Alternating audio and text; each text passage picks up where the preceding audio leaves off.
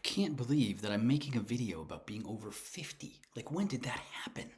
Oh, my name is Dan Morris, and I run Tracing the Path podcast.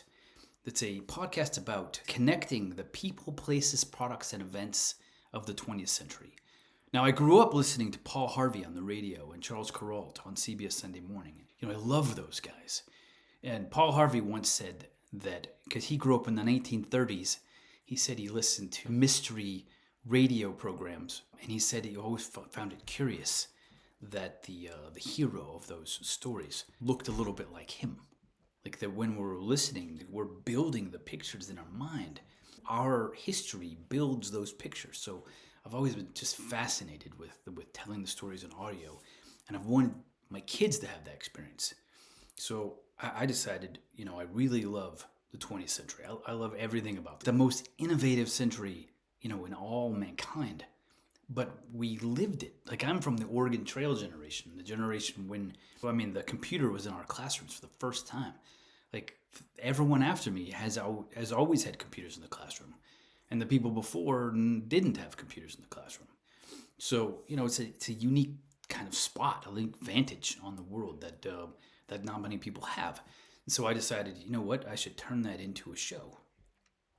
Now, what's interesting is I really thought it would be for the kids because I'd want them to grow into like appreciating audio.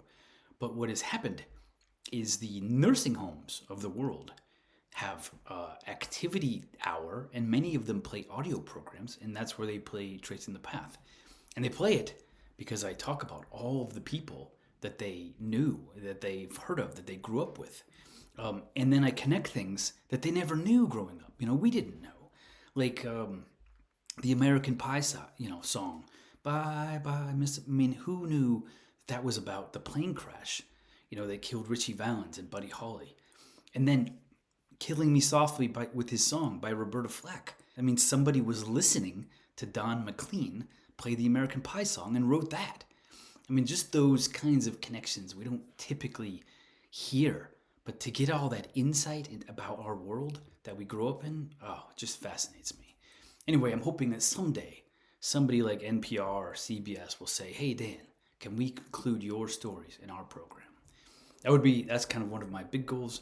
Otherwise, I would just love it if everyone had a chance to hear a real cool audio story. And at the end, say, wow, I never knew that.